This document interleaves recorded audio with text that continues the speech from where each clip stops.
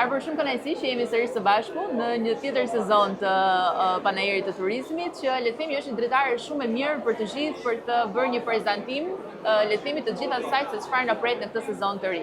Mirë se erdhët dhe si të zhdukur deri më tani. Faleminderit, mirë se u gjeta. Shpreh rastin këtu që në emrin e Bashkisë Ulqinit, të gjithë teleshikuesit e Premium Channel ti përshëndes dhe me shumë kënaqësi t'i ftoj që ta vizitojnë qytetin tonë. Atëherë ta nisim nga para, Panajiri i Turizmit Tiranës është gjithmonë një kënaqësi e veçantë që ne si bashki dhe organizatë turistike Ulqinit të marrim pjesë, normalisht me një vend i cili mbulon 100% shqiptar, edhe Bashkia e Ulqinit mikpret çdo ditë, mund të them, por çdo fundjavë, në çdo ditë të vitit pret shumë mysafir nga Shqipëria, mund të them. Në këtë sezon kam përshtypjen që ka nisur para përgatitjet për të përballuar një numër edhe më të lartë vizitorë, sepse duhet thënë që nga viti në vit është vënë re një rritje e ndjeshme e të gjithë turistëve që i hedhin sy të drejt turizmit. Të Ulqinit dhe pak më parë, para se të nisim intervistën, më tej që shumë prej tyre madje kanë blerë dhe banesat e tyre për të jetuar dhe për të shijuar fundjavat në Ulqin. Po, ja një statistikë e vogël që kemi në bashkëpunim me zonën e kufirit, mund të them, të Muriçanit, në Sukubin tek neve, vetëm vitin e kaluar ka pas rreth 3.8 milion pasagjerë të futur në atë zonë. Nga ato mund të them që shumica atyre vinë dhe shijojnë pushimet në Ulqin.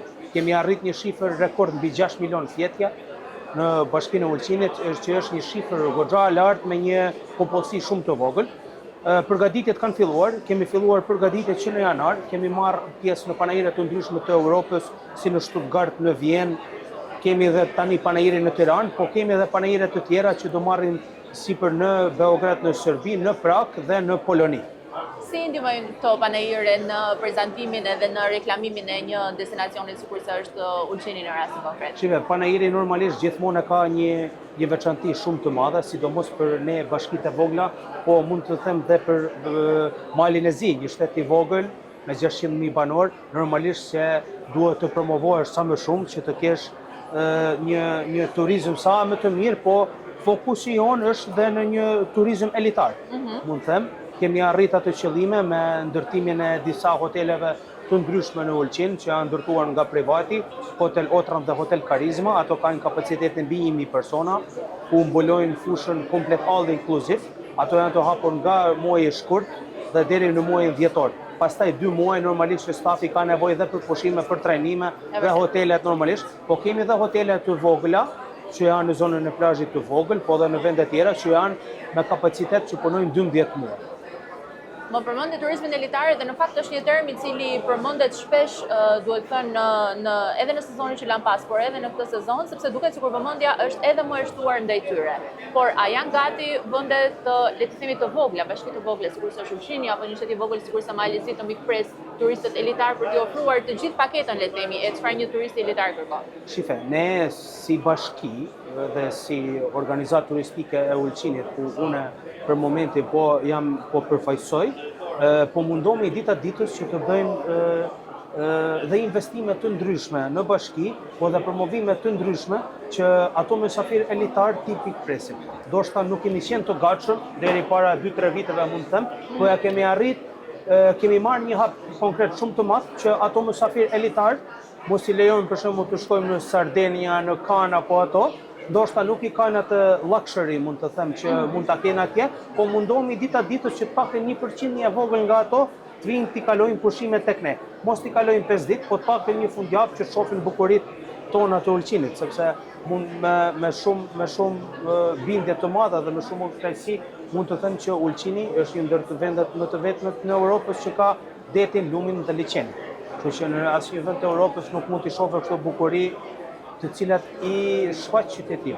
Hajde le të bëj pak marketing për Ulqinin tani, ku përmendëm detin, lumin dhe liçenin si një vend fantastik i bekuar nga natyra. Pse tjetër duhet që turistët të vinë dhe të shijojnë qoftë një fundjavë në Ulqin? Po tani ne me organizimet tona të ndryshme, me evente të ndryshme, kemi bërë një fokus që është thirrë që Ulqini të jetë 365 ditë turizëm. Ne me aktivitetet tona kemi arrit që të bëjmë aktivitete edhe në dhjetor, të sjellin këngëtar të ndryshëm me emra të ndryshëm shqiptar, po edhe DJ të ndryshëm botëror që do jenë dhe prezent. të kemi të paktën një stimul dhe për bizneset, po ashtu dhe për qytetit të rinjallë pak dhe në muajit e dimrit. Verës normalisht jemi overbooked, jemi shumë të kënaqur edhe me sezonin e kaluar. Normalisht dhe ky vit, nga muaji mars, do ketë destinacione 20 linja të rera ajrore me kompanitë e njohura Wizz Air, Ryanair, që do të thojnë nga Podgorica në Tivat, dhe ato mysafir e kanë shumë të thjeshtë që të vinë në Ulqin, sepse është nga aeroporti është 1 orë e gjys. Domethënë nuk është një distancë shumë e madhe dhe për 1 orë e gjys të vish makinitash me gjithë ato bukuritë që ka Ulqini, besoj që çdo mysafir ose çdo person e ka interes. Çfarë veçojnë më shumë turistët pasi veçojnë Ulqinin? Cili është impakti i parë që t'japin ose ti ke dëgjuar më shpesh nga ta? Po impakti i parë është plazhet, normalisht plazhet rërore. Pastaj kemi lumin Buna, e cili është një atraksion shumë i madh për mysafirët, ku të huajt vinë, shijojnë dhe kënaqen. Atë mund të them që jemi i vetmi qytet i cili kemi plazhin e Grave, i cili është shërues dhe është një informacion i cili ndoshta nuk është shumë. Nuk e kisha dëgjuar ndonjëherë, çfarë është plazhi Grave? Është plazhi Grave i cili është vetëm për gratë. Okej. Ai aty Dhe pse është shërues? Ka një ujë shumë fërik, i cili ka një burim toksor, edhe nuk është mit, po nuk është as legjend, po ka shumë të vërteta që gratë që kanë problem për më ngel shtatzan, vinë lahen aty dhe ka pas raste që kanë ndodhur dhe kanë ngel shtatzan. Se mendojnë që do kemi një rritje të numrit të lindshmërive në vitin që vjen. Shpresojmë, i uroj gjithëve normalisht se nuk ka kënaqësime të madhe që të bëhe sprint, po edhe normalisht me atë që ofrojmë ne është një kënaqësi shumë e madhe normalisht që të bëhet. Pastaj kemi Kalan, një vjeçare, e cila ka arrit një vizitë të vizitohet vitin e kaluar, një vizitë historike në muzeun tonë dhe në Kala. Po ashtu kemi edhe plazhet shkëmbore, të cilët janë shumë atraksione. Pastaj s'mund të harroj këtu dhe Shasin, i cili është një moment kulturor shumë i lashtë, dhe mysafirët e huaj këto duan, domethënë gjëra tradicionale, mos harron dhe autentike, mos harron dhe ushqime tradicionale që nënat ulqinake ose gratë ulqinake i përgatisin me shumë pasion edhe për mysafirët e huaj, por normalisht edhe për njerëzit nga i gjithë regioni. Pa diskutim. Më thej që vjet keni pasur shumë organizime dhe unë i kam ndjekur edhe në rrjetet sociale, të cilat ju i keni shumë aktive dhe përgëzime për këtë, që keni pasur organizime të ndryshme. Çfarë organizimesh keni parashikuar për këtë sezon të 2026? Tani ne kemi hapjen të gjithë për turizëm, thirret një manifestim, po bëjmë koncerte të ndryshme dhe bëjmë hapjen e sezonit turistik. Pastaj do kemi një manifestim i cili do jetë dita peshkatarëve, ku Ulqini normalisht veçohet për peshkimin dhe për ullim. Pastaj gjatë sezonit veror kemi dhe ditën e bamjeve, është një ushqim tradicional i cili gatuhet vetëm tek ne dhe në Shkodër, në Ulqin. Pastaj kemi këto aktivitete të ndryshme, dita bostanit, kemi manifestime të ndryshme kulturore, artistike, skena verore, e cila quhet, ku është gati 20-30 ditë dhe organizohet me komedi të ndryshme, me valle të ndryshme, me këngëtar të ndryshëm, edhe ajo organizohet në Kalan e Ulqinit.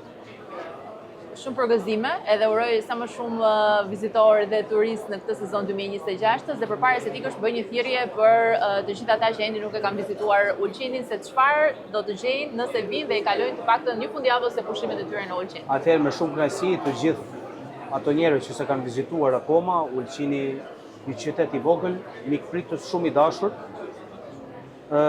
shumë i bukur për të vizituar. Mendoj që secili duhet ta vizitojë të paktën një herë, edhe kur ta vizitoj do kthehet prapë, sepse Ulqini me atë mikpritjen e vet, me ato bukuritë e vet, ato ralla që ka lënë gjurmë gjithandej. Kur ka lënë gjurmë dhe në vende të ndryshme europiane, besoj se edhe për shqiptarët e njohin, po ndoshta ka edhe sa që se kanë vizituar. Normalisht është shumë afër, nga Tirana për 2 orë vjen, nga Shkodra vjen për 40 minuta, nga Lezhë për 1 orë, nga Prishtina për 4 orë, domethënë kanë arrit ato kushte që mund vizitohet shumë infrastrukturore që mund vizitohet shumë shpejt. Me bukuritë e veta maknice, besoj që do kënaqen shumë. Plazhet janë të hapura, këtu mund ta them edhe një kënaqësi ta them që edhe pse plazhet janë private, 40% e plazheve janë publike, edhe ato private, ku ato mund të vinë të marrin një shezllon, ta vënë shezllonin e vet ose ta vënë një çadër edhe vet dhe të lahen free. Faleminderit shumë. Uroj sa më shumë turistë edhe ta shijoni këtë sezon të ri. Faleminderit juve dhe ju e së mbar. Faleminderit.